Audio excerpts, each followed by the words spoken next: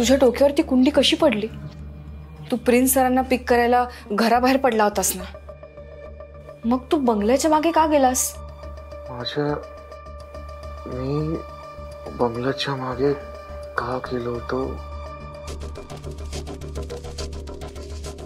मला काहीच आठवत नाहीये. शिवा प्लीज आठवण्याचा थोडा प्रयत्न कर ना प्लीज. अरे कारण कुंडी ज्या दिशेने पडली ना तिथे ती कुंडी पोहोचूच शकत नाही. म्हणजे? अरे म्हणजे गच्चीपासून तू बऱ्याच अंतरावर उभा होतास.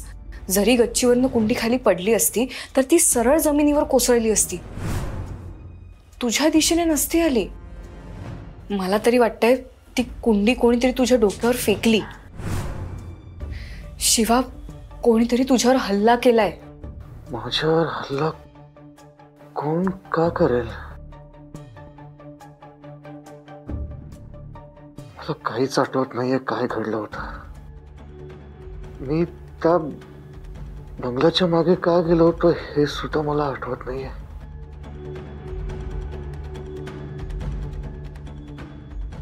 पण एक गोष्ट मात्र आयुष्यभर माझ्या लक्षात राहणार आहे. काय? तू माझ्यासाठी देवळात गेलीस, शंभू महादेवाशी भांडलीस, माझा जीव वाचावा म्हणून त्याला दुधाचा अभिषेक घातलास. तुझ्या या सगळ्या प्रयत्नांमुळे माझा श्वास चालू आहे. शक्ती जिवंत आहे.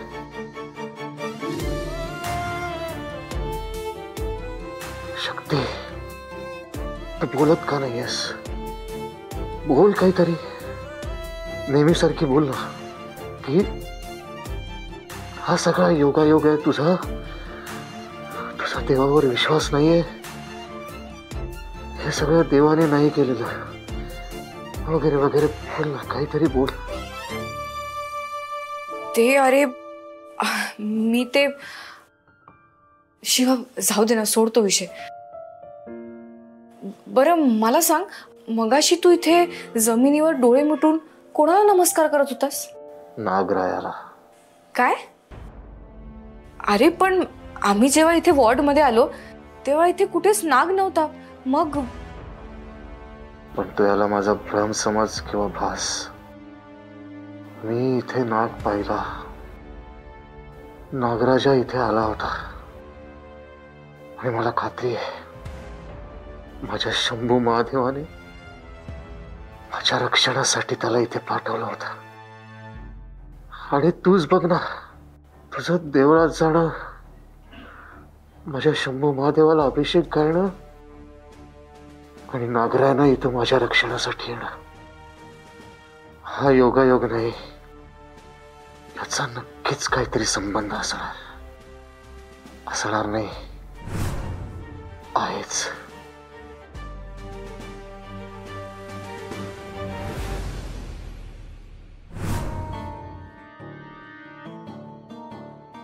शिवा मी काय सांगते ना ते नीट ऐक.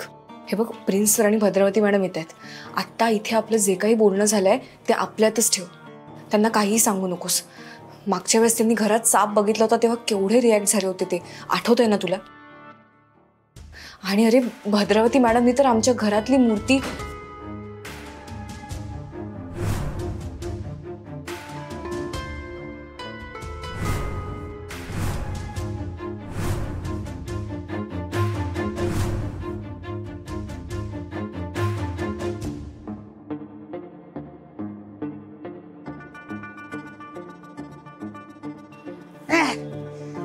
साधा लेच्या पेच्या पण माणूस सापडे ना ज्याला मी सहज उचलून घेऊन जाऊ शकतो. काय दिवस आलेत. लग्नासाठी एखादी मुलगी शोधली असती ना ती तरी लवकर सापडली असती, पण नाही, माझं लग्न पण होऊ शकत नाही. तू ना वसाडाच मारणार. पण एक आयडिया करतो मी, आहे ना, एखादी मुलगी पटवतो आणि तिला वहिनी बॉसकडे घेऊन जातो. नको, पण एखादी मुलगी पटवली, आपण तिच्यावर एवढी पटवण्यासाठी मेहनत घेणार आणि तिला आपण वहिनी बॉसकडे घेऊन गेलो तर वहिनी बॉस तिचा बळी देणार. पण काय उपयोग, सगळं फुकट जाणार. नाही नाही नाही, कोरोना, तुझं लग्न होऊ शकत नाही. तू आयुष्यात अविवाहित राहणार, म्हणजे तू वर होण्याआधीच वर जाणार. जाऊ दे. अहो दादा, भगवानच्या नावाने काहीतरी खायला द्यावं. 2 दिवस झाले उपाशी आहे. खूप भूक लागली आहे. दया करा. अरे बाबा जा ना, माझ्याकडे काय नाही, तू निघ निघ इथून. माझ्या डोक्याला वेगळा ताप आहे जरा. अहो दादा असं करू नका. काहीतरी खायला द्या. खूप भूक लागली आहे. भगवान तुमचं भलं करेल. अरे माझं भलं नको, माझ्या डोक्याला वेगळा ताप आहे. जा जा निघ निघ इथनं. दया करा. अरे बाबा काय नाही. अरे तू जा ना पुढे, कशाला डोकं खातोयस? तुला नाही. ए ए ए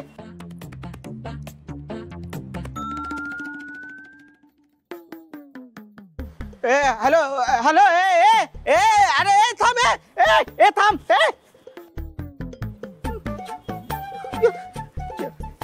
अरे थांब ए, माझा बूट घेऊन गेला, माझा बूट घेऊन गेला.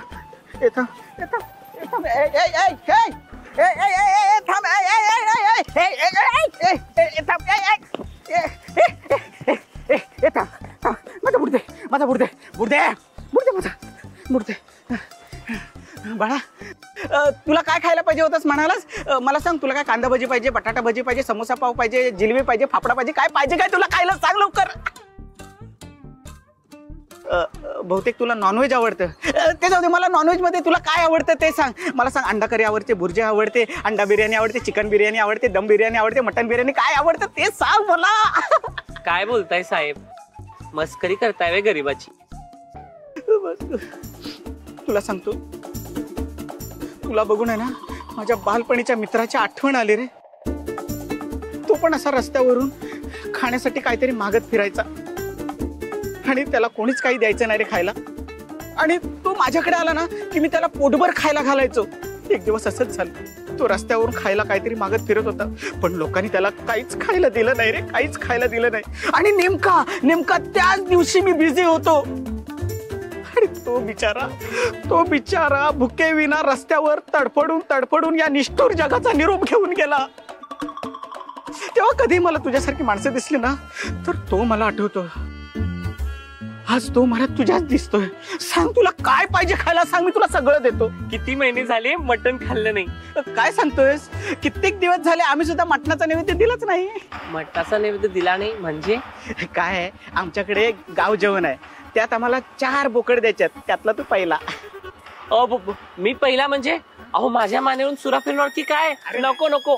अरे नाही नाही नाही, तुझ्या मानेवरून कशाला सुरा फिरू आम्ही. आणि गाव जेवण ठेवलेत ना, त्यातला पहिला बोकड शिजला पण असेल. चल तुला पहिल्या पंक्तीलाच बसवतो. चल चल लवकर चल चल चल, टेन्शन घेऊ नको अजिबात. अहो साहेब कुठे जायचं आहे आपल्याला? आपल्याला आहे ना राईटला जायचं, तिकडून लेफ्टला जायचं आणि समोर कमाने दिसतो तिकडून डायरेक्ट सरळ असं वरती जायचं आहे. ए पण मला टच करायचं ना, मी तुला टच करू शकतो. चल चल बस लवकर. साहेब मी मागेच बसतो. लई भारी गाडी आहे तुमची. अरे एकदम फर्स्ट क्लास. मग काय. अरे बापरे, तुला असं गबाळसारखं घेऊन जाणं परवडणार नाही. वहिनी साहेब, तुम्ही म्हणताय तसंच कुंडी टेरेसवरूनच पडली असणार. डॉक्टर म्हणत होते की खूप लागलंय, पण तुम्ही काळजी करू नका, मी लवकरात लवकर बरा होईल. पण शिवा मला एक कळत नाही, ती कुंडी अशी कशी तुझ्या डोक्यावर पडेल? आणि तुला माहितीये, शक्ती सुद्धा हेच म्हणत होती की तुझ्यावर कोणीतरी हल्ला केला. आणि मला माहितीये तो हल्ला कोणी केला.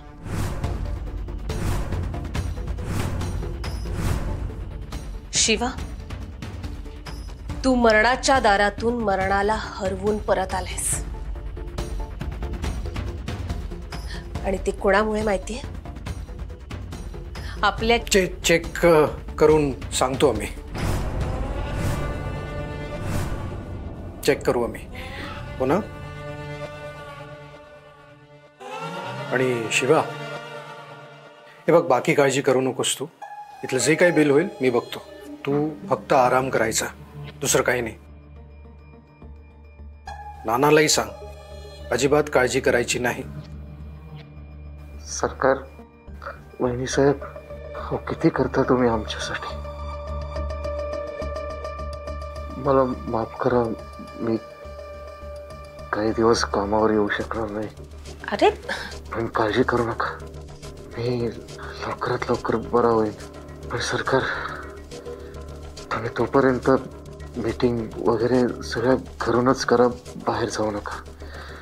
तुमच्या जीवाला खूप धोका आहे. नाहीतर असं करूया, मी इथून बाहेर आलो ना की लगेच येतो. मी तुमच्यासोबत येत जाईल. पण तुम्ही बाहेर एकटे नका जाऊ. मला खूप काळजी वाटते सरकार तुमची. शिवा शिवा शिवा, तू आत्ता हा सगळा विचार करू नकोस. मी घेईन माझी काळजी. तू आत्ता तुझी काळजी घे. आधी बरा हो. बरा झाल्यावर आपण कामाचं बघू. ठीक आहे? निघूया. हो,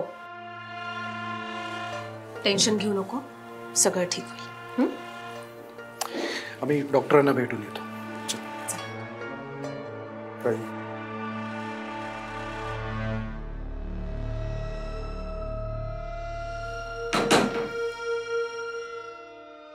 शक्ती, मागच्या जन्मीनं मी खरंच खूप पुण्य केलं असणार, म्हणून वहिनी साहेब आणि सरकार माझ्या आयुष्यात आले. नेहमी माझ्या भल्याचा विचार करत असतात. काही चुकलं तर ओरडतात, पण चांगलं काही केलं की शाबासकी पण देतात. मला तर कधी कधी असं वाटतं की वहिनी साहेब आणि सरकार माझे दुसरे आई वडीलच आहेत.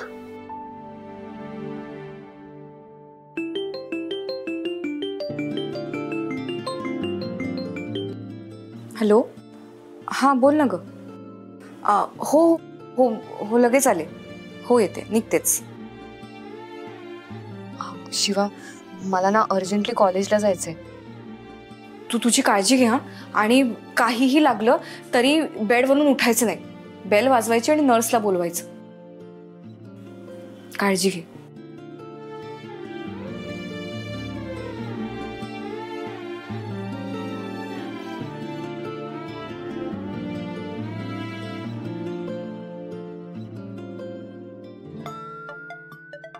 अरे यार, चल लवकर, मला उशीर होतोय. अहो साहेब, हे बटनच नीट लागत नाहीये.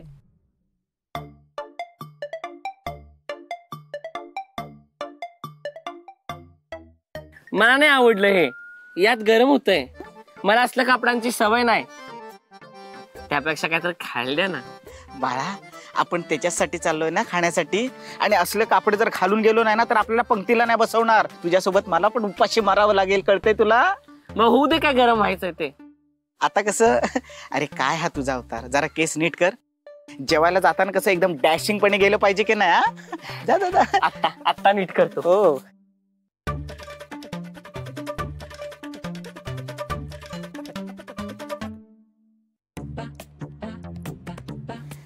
आता कसं दिसतोय?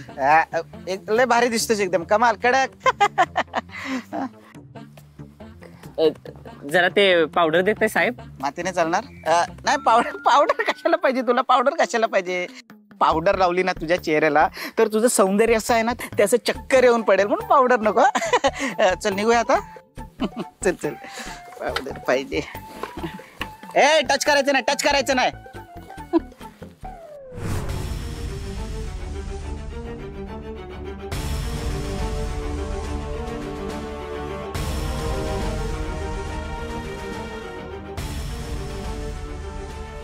सगळ्या कुंड्या तिथे वरती टेरेसवर आहेत. त्यातली एक कुंडी जरी पडली तरी ती इतक्या डिस्टन्सवर इथे शिवाच्या डोक्यावर कशी पडू शकते?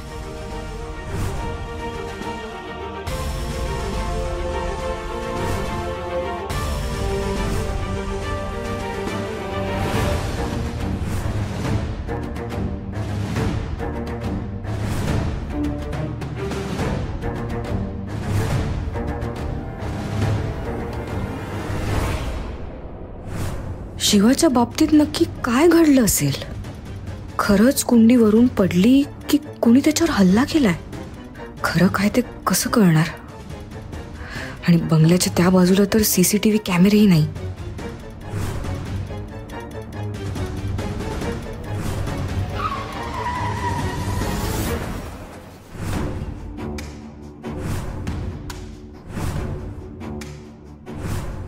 सॉरी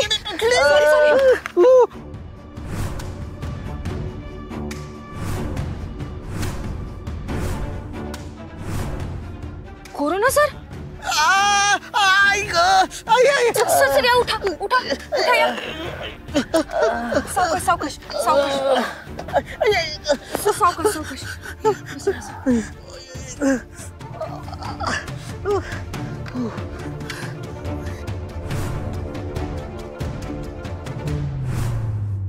कोरोना सर तुम्ही इतक्या गडबडीत कुठे निघालात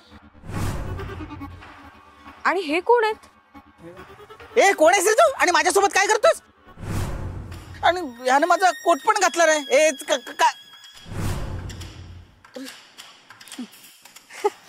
अरे हा तर माझा परम आणि कंठस्थ मित्र आहे हो मित्र ए शक्ती मॅडम खूप हुशार आहे हाय कर हाय कर हाय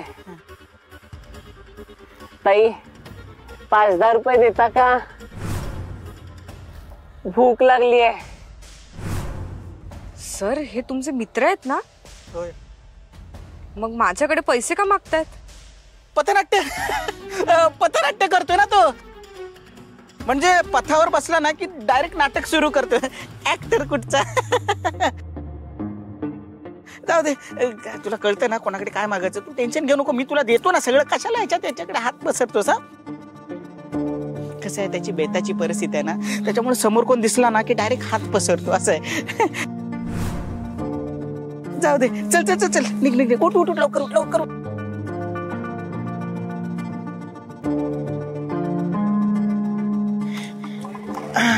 थँक्यू हा माई 5,000 रुपये द्या भूक लागली आहे देव भलं करेल तुमचं पथनाट्य ऍक्टर आहे ना चल तुला डायलॉग बरोबर शिकवतो चल सावकाश जा सर. हो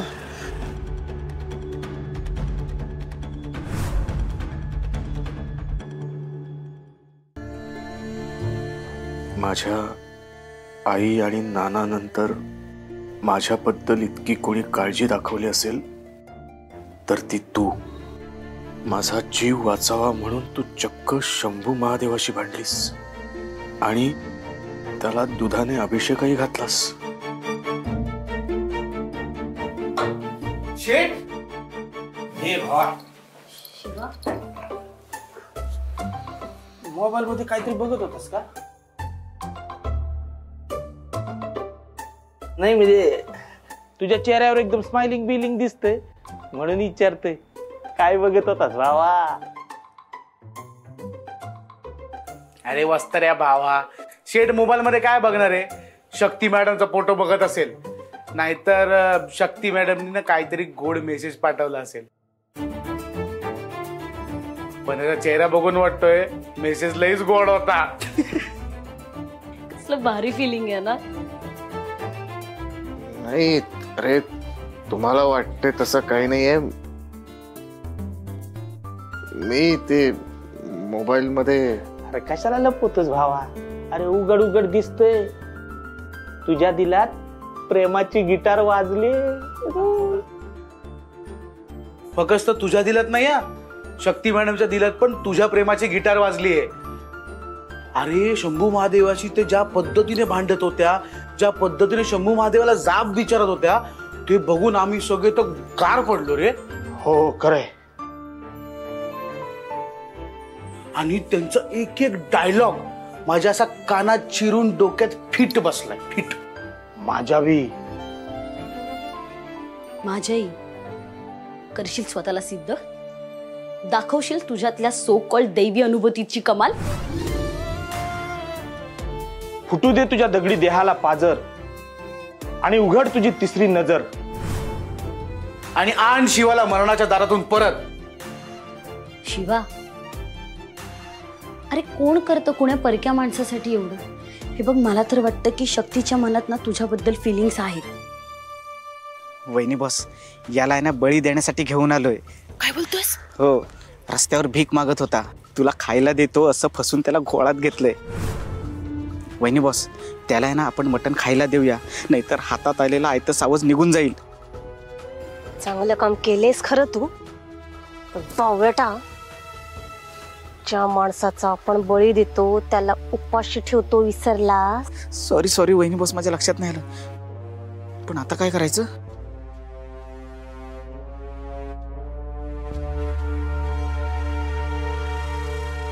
असं आयतं मिळालेलं सावज हातातून गमवायचं नाहीये. एक काम कर. काय? पाषाण चौकाच्या पलीकडे ती बंद पडलेली बँक आहे ना, तिथे विटांचा ढिगार आहे. तिथे याला नेऊन लपवून ठेव. कळलं का? हो वहिनी बॉस. हो काय हो, ज्या कानाला खबर होता कामाने करून लक्षात ठेव. हो वहिनी बॉस. हो. आणि आणखीन एक महत्वाचं, काय? खायला देऊ नको त्याला, उपाशी ठेवायचंय. हो वहिनी बॉस.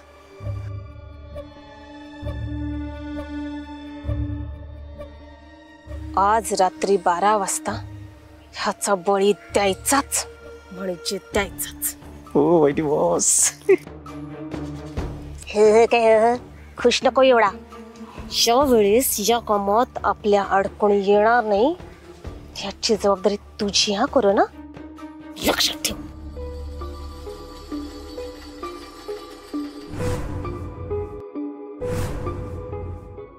अरे तुझ्या प्राणांसाठी ती शंभू महादेवाशी भांडू शकते, तर विचार कर तुझ्या प्रेमासाठी ती अख्ख्या जगाला भिडू शकते.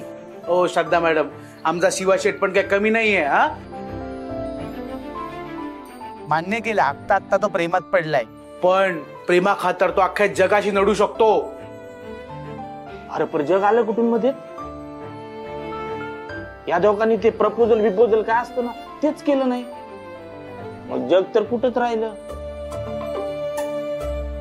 अरे पण ह्या सगळ्यासाठी या दोघांनी स्वतःहून प्रयत्न केले पाहिजेत ना.